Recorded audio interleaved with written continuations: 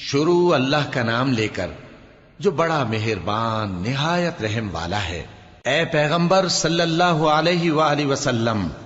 جب منافق لوگ تمہارے پاس آتے ہیں تو ازراہ نفاق کہتے ہیں کہ ہم اقرار کرتے ہیں کہ آپ بے شک اللہ کے پیغمبر ہیں، اور اللہ جانتا ہے کہ در حقیقت تم اس کے پیغمبر ہو، اور اللہ ظاہر کیے دیتا ہے کہ منافق یقیناً جھوٹے ہیں۔ انہوں نے اپنی قسموں کو ڈھال بنا رکھا ہے اور ان کے ذریعے سے لوگوں کو اللہ کی راہ سے روک رہے ہیں۔ کچھ شک نہیں کہ جو کام یہ کرتے ہیں برے ہیں، یہ اس لیے کہ یہ پہلے تو ایمان لائے پھر کافر ہو گئے، تو ان کے دلوں پر مہر لگا دی گئی، سو اب یہ سمجھتے ہی نہیں۔ اور جب تم ان کے تناسب اعضاء کو دیکھتے ہو تو ان کے جسم تمہیں کیا ہی اچھے معلوم ہوتے ہیں، اور جب یہ گفتگو کرتے ہیں تو تم ان کی تقریر کو توجہ سے سنتے ہو، گویا لکڑیاں ہیں جو دیواروں سے لگائی گئی ہیں، بزدل ایسے کہ ہر زور کی آواز کو سمجھیں کہ ان پر بلا آئی۔ یہ تمہارے دشمن ہی ہیں، سو ان سے محتاط رہنا،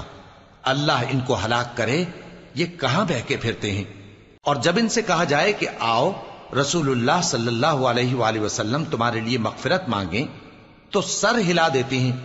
اور تم ان کو دیکھو کہ تکبر کرتے ہوئے رکے ہی رہتے ہیں۔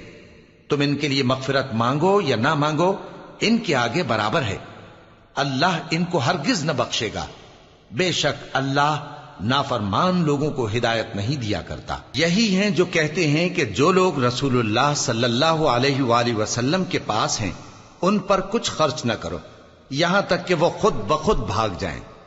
حالانکہ آسمانوں اور زمین کے خزانے اللہ ہی کے ہیں، لیکن منافق نہیں سمجھتے۔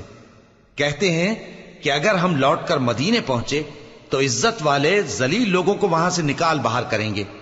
حالانکہ عزت اللہ کی ہے اور اس کے رسول صلی اللہ علیہ وآلہ وسلم کی اور مومنوں کی، لیکن منافق نہیں جانتے۔ مومنوں، تمہارا مال اور اولاد تم کو اللہ کی یاد سے غافل نہ کر دے، اور جو ایسا کرے گا تو وہ لوگ خسارہ پانے والے ہیں۔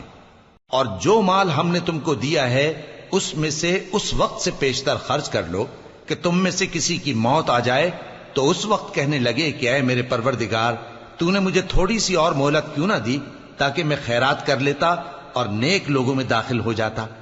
اور جب کسی کی موت آ جاتی ہے تو اللہ اس کو ہرگز مہلت نہیں دیتا، اور جو کچھ تم کرتے ہو